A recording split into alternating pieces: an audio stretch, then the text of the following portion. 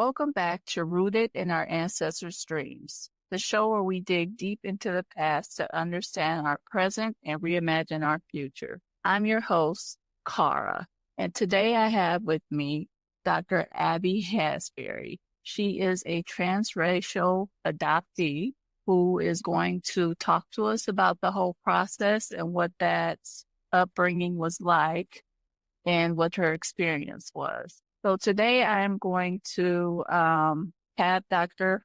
Hasbury to tell us about her story and where this began. Dr. Hasbury, thank you for joining us, and whenever you're ready. Thank you for having me. I'm excited to be here.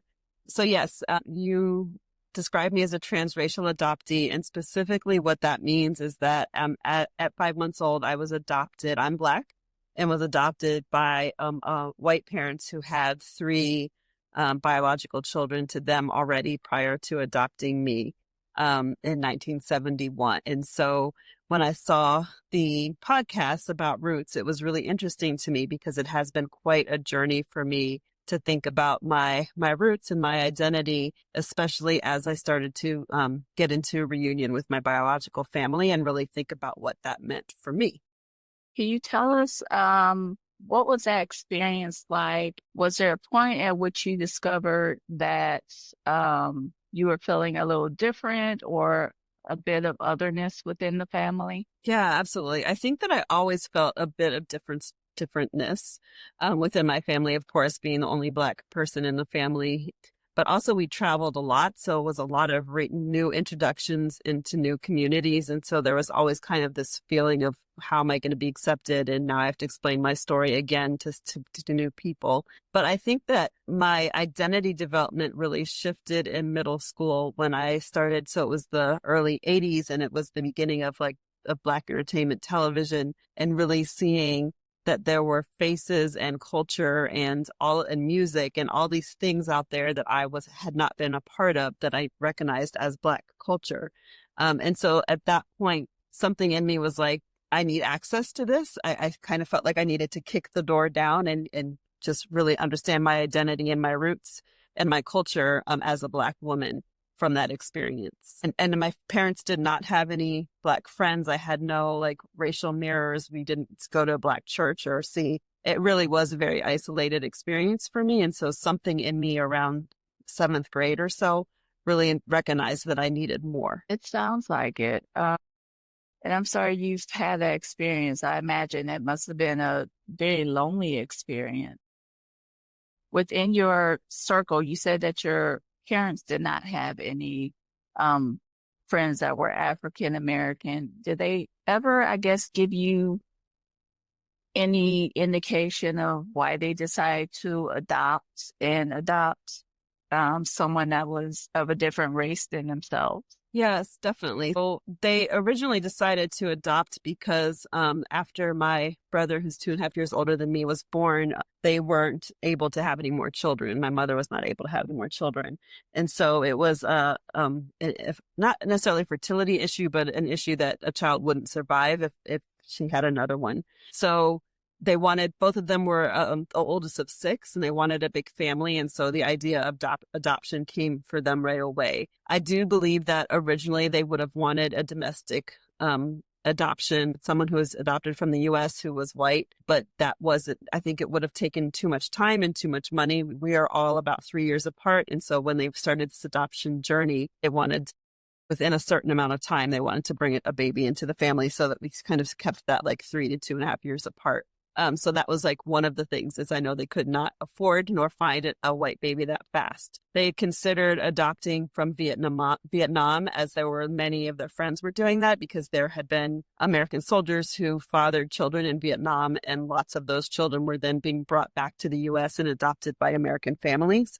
And so that was something that they looked into, but that also proved kind of difficult, expensive, and timely. And I think that basically it came down to wanting a baby and wanting specifically a girl and a baby that they could get right then and there. And so the idea of getting a Black child came across their desk from social workers as being a cheaper and faster proposition for them. And so they went with that without much thought about the differences in race or anything. My dad once told me that the only thing that they kind of got warned about was the difference in my skin and hair, like the maintenance of my skin and hair, but that no one had really prepped them, and nor had they really even thought about any other concerns or prep work that they should have done. Okay. It sounds like a lot of what I hear that foster children and adoptees hear today is that, it's I guess you would say colorblind Yes. process where they don't put much thought, whether it's intentional or not, into what it takes to make this child feel comfortable and not feel the otherness. Yeah, definitely. Especially in that time when there was a belief of nurture over nature, and kind of that idea that the child's environment is more important than their genetics. On top of kind of that colorblind mentality as well, definitely. And the idea that children or infants are a blank slate that you can kind of imprint on, and not really recognizing that the 9 months of gestation and and the years and the centuries of genetics before that all play a part in who a child is. Those things weren't thought of as much in the 70s as we're starting to really understand more nowadays. And so, yeah, there just wasn't much thought about any of that, other than we're going to take this child and be able to incorporate them into our family. And looking back now, I really think that my parents thought that they were going to be able to just raise a darker skinned, culturally white child, and didn't realize that at some point I was going to really think about my identity as a Black woman and kind of shift that narrative. Yeah. So at what point, past the BET and television, radio, at what point did you decide that, or did you come in contact with that social circle, I guess, that looked like you or resembled you and where you felt comfortable? Definitely starting in 7th and 8th grade, I started to look for friends of color, and specifically Black friends. And as I started dating, I really only dated Black men. And so that was always a kind of a part of my cultural identity shift. But in high school, so before high school, my mother was a private school English teacher. And so I went to the private schools where she worked. And in high school, I decided that I wanted to go to the local traditional public high school. And so that really altered my friend and social structure, where I went to school with many Black children and kids who I could identify with. And from that point forward, my social circle became very diverse and really almost exclusively Black. It must have been very freeing and very kind of like home, I guess, like Yeah. you would some Yeah. coming home. Like there are people that look like me, that understand me, that where I don't have to feel different. Yeah, absolutely. Home is a really great way to explain it. Yes. At what point did you decide to search for your biological family or your roots? So I started really searching in 1994. So I was an adult at that point, had gone through college, and I started looking in 1994.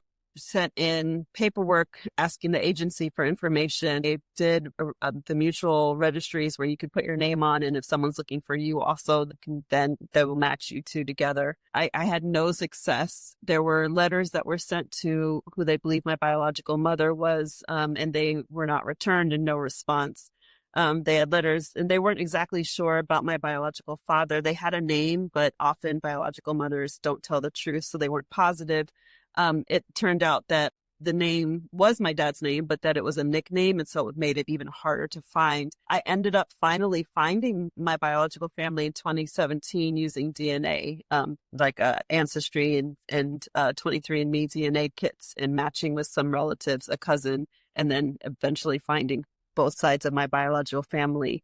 The most unfortunate part about that was that I started looking in 1994, but my biological dad passed away in 1996, and he had never even been told that I had been conceived. And so he died without even knowing that I was there. But I am connected to his other children, my older siblings, now, currently. Well, I'm sorry to hear that. What was that reunion? You met them face to face? Yes. What was that reunion like? Really interesting. It's interesting to see people for the first time other than my children who looked like me. And it was interesting to really understand parts of me that I didn't understand, like my ear for music. My family is all musical, and even have a couple of my uncles who were fairly famous in Europe for their as musicians. And so understanding that like that part of me that my adoptive family didn't understand, the fact that I could play things from ear and really just had this love of music, was interesting to see that, okay, I can see where this came from. I can see where my eyes came from. Um, I think the hard part still to this day is when we're all together and there are inside jokes or family history that I don't know or understand or don't feel a part of. And not that they ever try to exclude me, but just when you're raised with someone, you have those things. And so that gap, that lack of like being raised together, that familial tie is still very apparent for me. I'm not as sure if it's that apparent for them, but it's very apparent for me when we get together. Yeah, I imagine so. How did your adoptive parents react to this journey of, I like to say becoming, but this journey of discovering your roots and like really coming into your authentic self? Yeah, it's funny. I actually did one of my very first presentations was called Becoming Black because it was about kind of that, yes, becoming and my identity. So when I found my biological family, my mother, my adoptive mother was already in some early stages of dementia. And so it's kind of amusing, although it's kind of actually sad. But in the it was a 30-minute conversation when I told her that I'd found my family, and I had to repeat it 3 different times because she kind of she used to start a conversation over because she would forget what we were talking about. And so the first time I told her, she didn't believe me. The second time I told her, she said, like, that's so nice. I'm so happy for you. And then the third time I told her, she said, basically, why would you want to do that? They're awful people who abandon you. And so I just decided to go with the second one and just decided that she was going to be happy for me. Although I'm sure that all 3 of those things were parts of her processing. And I'm sure that it felt threatening to her. My dad has never really spoken about it either way. He's just kind of accepted it. We went to dinner with all of them back in 2018. They met a bunch of my siblings and my biological and my adoptive siblings and my biological parent. My adoptive parents met my biological siblings. And so there's been a definite expression of acceptance. But I do know that my mom has always felt a little bit threatened by this part of me that she has no access to and really can't identify with. That makes sense. That makes sense. It's got to be a little hurtful as well. To both parties, I would think, and actually everybody involved. But Yeah. did you ever hear the story of how you came to be put up for adoption? So my relinquishment still is not necessarily, I don't really know all of it. My biological mother, while I have a brother that she kept who is about 2.5, 3 years older than me, I connected with him. However, my biological mother has not wanted to have any contact with me because my birth and my relinquishment was a secret, and it has not dealt with that secret. And so when I found my brother, she was very upset and realized that the secret was being exposed. So what information I have is a little bit from him, and then a little bit I just, again, just kind of came up with in my own head. And one of the things that I know for sure is that I have a biological sister on my dad's side who's about 7 or 8 months older than me. So that would mean that my mother and her mother were pregnant by my dad at the same time. And so I don't know if that influenced it. My dad was also at this point, he had been divorced from his first wife. And I think he kind of was a rolling stone at that point too. And I think that wasn't what my biological mother was looking for. But I don't have like honest information from her because she does not want to have any connection with me. How would you describe the process of actually finding your family, that search? What was it like emotionally, psychologically? Yeah, it was a long search. So from 94 to 2017. So it was exhausting. It was like a marathon that just all of a sudden ended with like a celebration of 1 million people. I went in knowing that my dad didn't know from my paperwork. My dad didn't know that my mom was pregnant. and that I had a brother who was a couple years older than me on her side, but that's all the information that I knew of. So as the years went along and I realized she was ignoring the letters, I stopped hoping for a relationship with her and really was hoping to let my dad know that I existed and connect with my brother. And so when I finally found all these people, it was a grief because my dad had already passed away. But then it was overwhelming because between him and his ex-wife, I have 11 siblings on my dad's side. Not all are biologically related to me. Some are their moms, my siblings' moms, but they all consider me a sister, even though they weren't related to my dad.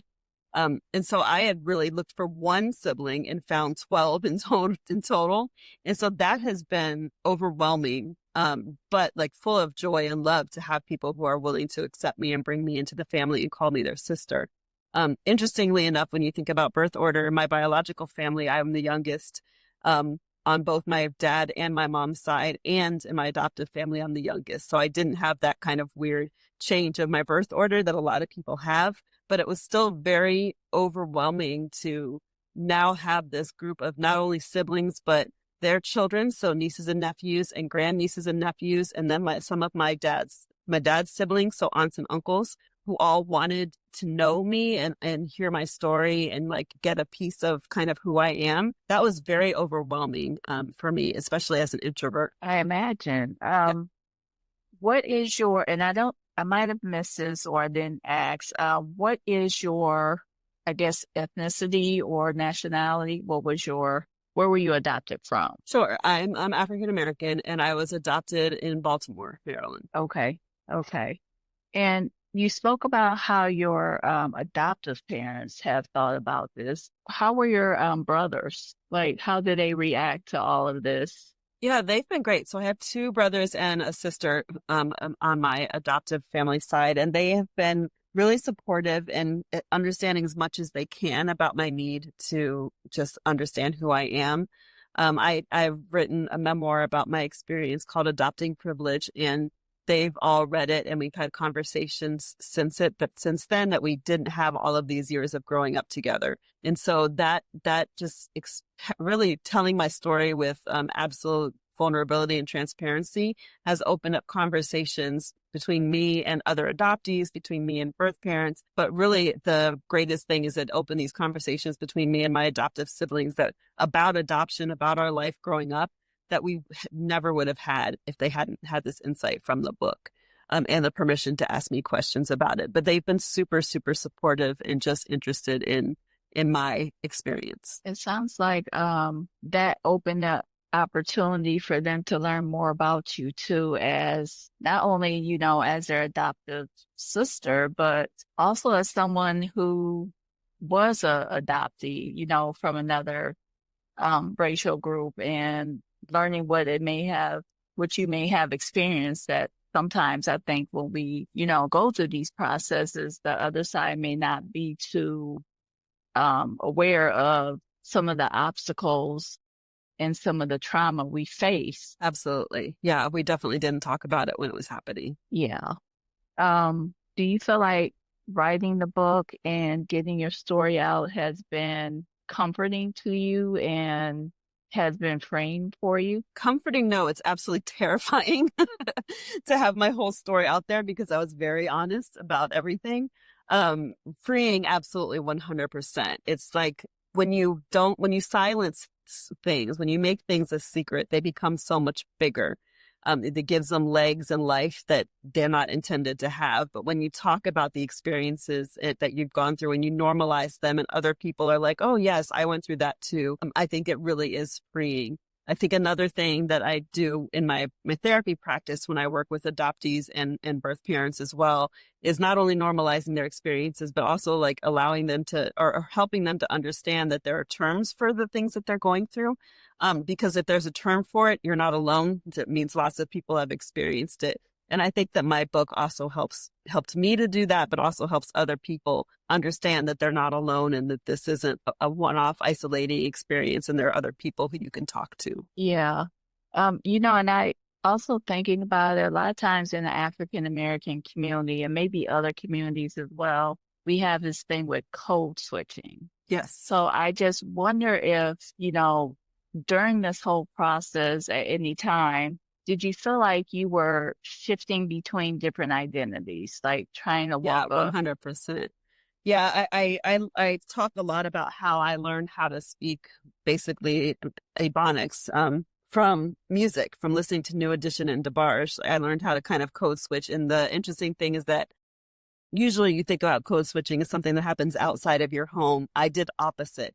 I code switched when I came home. I spoke in more standard American English, and when I was out with my friends, I code switched to more slang and urban kind of language, which is really like a kind of a backwards way to code switch.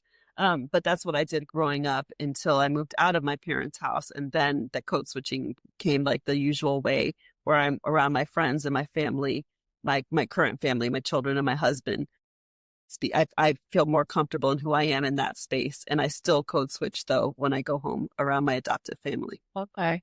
Do you feel comfortable in the skin that you're in now? Absolutely. 100%. Yes. In terms of people who would want to adopt or even foster children of different nationalities, ethnicities, races, even sexuality and that kind of stuff, what would you tell those adopters and foster parents? What is something that you would tell them about this process?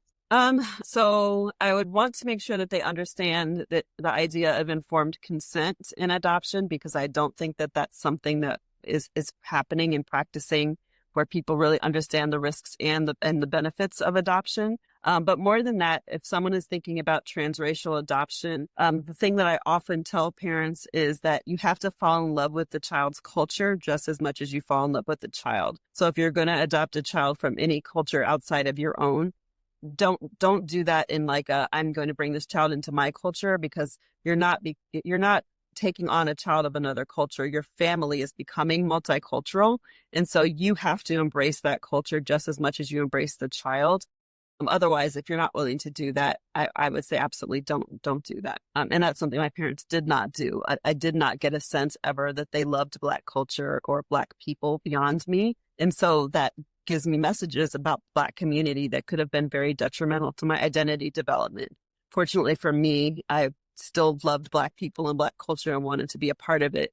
But I do find many transracial adoptees who are confused with their own identity and don't have that ability to find comfort and peace within their culture of origin. Yeah, I do kind of, when I think of it, being a social worker myself and working with some adoptees and foster kids, I often hear this word of colorblind, not only within, that arena, but also outside. And I'm not sure if that's, like a myth, because I don't believe that you can be blind to someone's race or culture and also be accepted. Yeah, absolutely. If you're colorblind, then you're not seeing a huge part of my identity, which is as being Black. That's a huge part of, if not number one, maybe Black women, Black and woman, Black and female are my two top identities.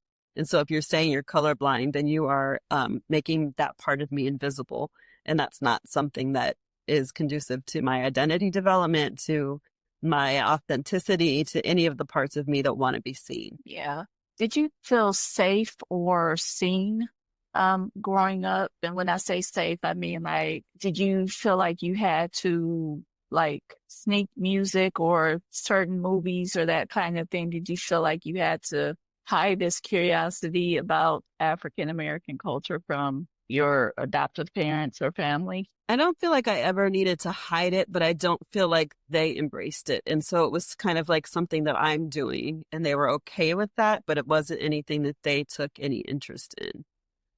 So no, I felt safe to do it, but I also know that I put up a lot of boundaries around my identity. And so I wasn't my full self around my parents because they didn't show interest in the things that were important to me. What would your message be to the adoptees or the foster children or people who have been I guess um the transracial adoptees or foster children, what would your advice be to them in terms of being their authentic self, feeling comfortable, even searching out their identity? Yeah, you're not alone for sure. And so with the internet, which I didn't have growing up, there's so many ways to connect with other people who are experiencing the same things that you're experiencing. And so looking for support groups, looking for organizations that really speak to adoptees and adoption. There are so many of them out there that are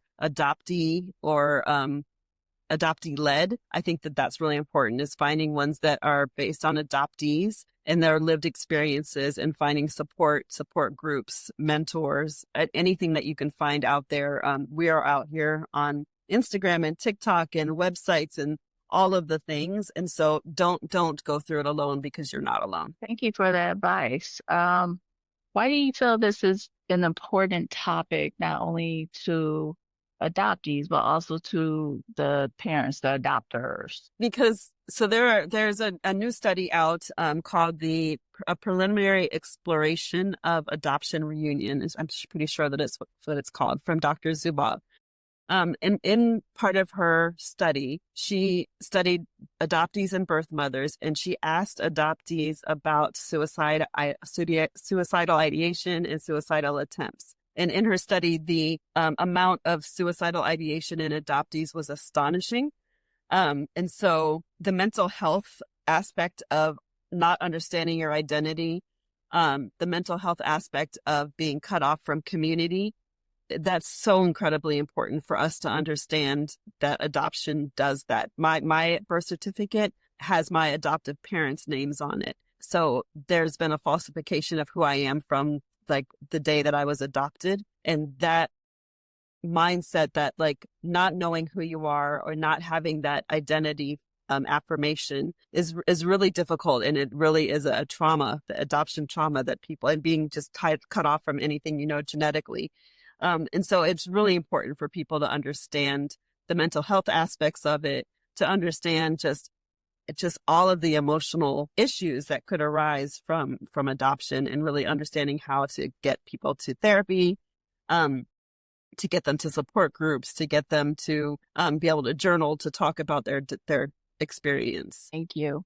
Have you ever felt the pressure to assimilate? And if so, how did you navigate that while maintaining who you are? I don't know that I felt pressure to assimilate necessarily. I think that as a young child, the environments that I grew up in, I behaved the way that I should behave in those environments. I don't ever feel like I felt pressure necessarily to assimilate. And I guess that's probably part of the reason why it was okay for me to then kind of go against that in middle school.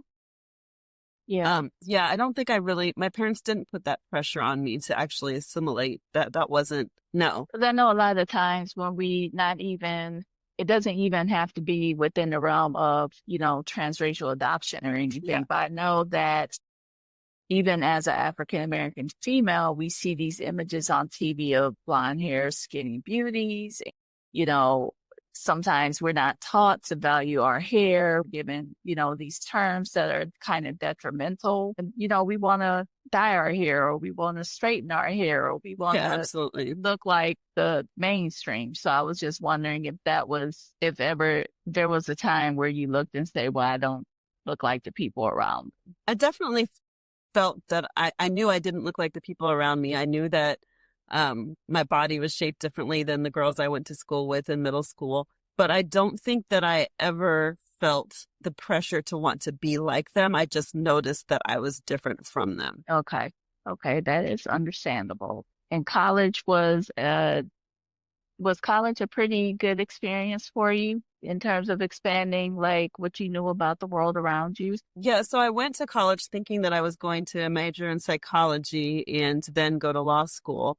In my freshman year, I took an African American studies course and just was like, I just need more of this. And so I ended up changing my major and double majoring in sociology and African American studies.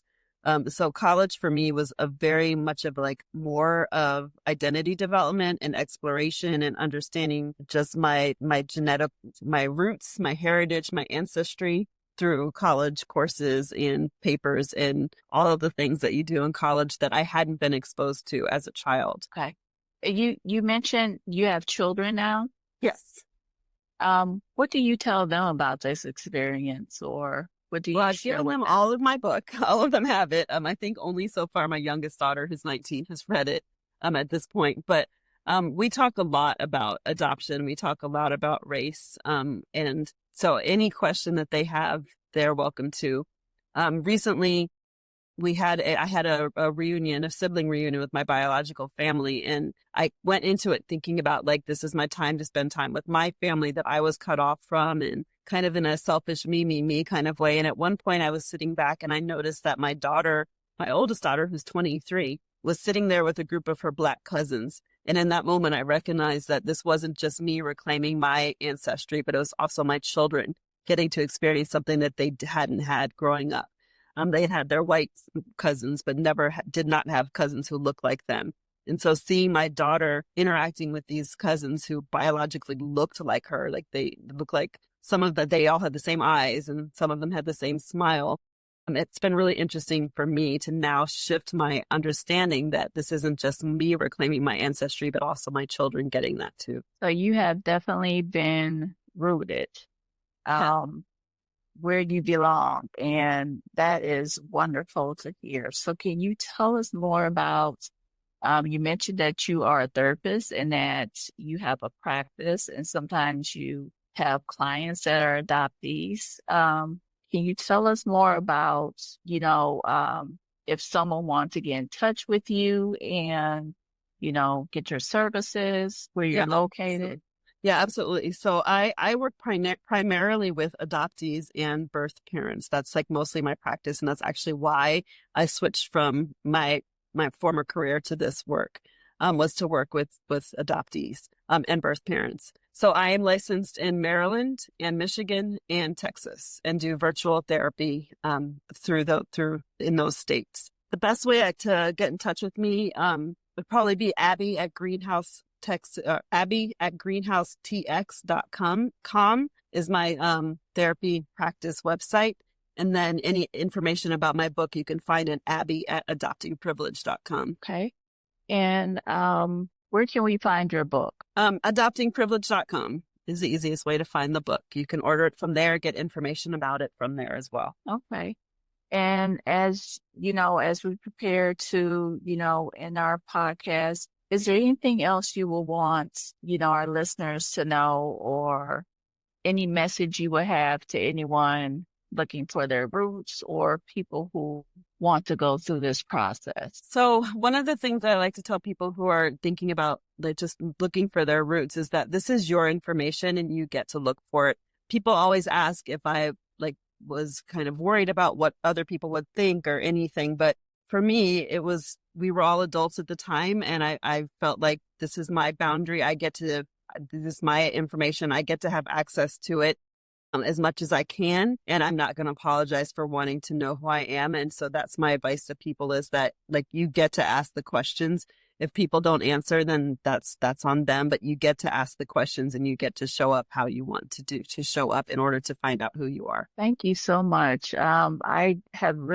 This conversation has been really eye-opening, and I think it's very beneficial for people to ask just anyone to know this information if they were thinking about either doing it or if they've been through it. Thank you. Thank you for having me. So I want to let our listeners know that they are able to get your book, Adopting Privilege, from what? Adoptingprivilege.com. .com. Yes. And that she is licensed in Texas, Michigan, and Maryland. Correct. And do you do speaking engagements or? Yes, I do. Yes, I do lots of keynotes and speaking engagements. Absolutely. I'm available for that. Okay. And that's through that website, to the Abby at greenhousetexas.com? Yeah, yes. You can, that's my email. You can reach me there. Yes. Okay. Well, thank you, listeners, for joining us for another episode of Rooted in Our Ancestors' Dreams. I hope that you find this podcast informational. If you enjoyed this conversation, share it with a friend, leave us a review, or tell us about your experience as a transracial adoptee or foster child. And until next time, keep dreaming, keep building, and keep it rooted. Thank you.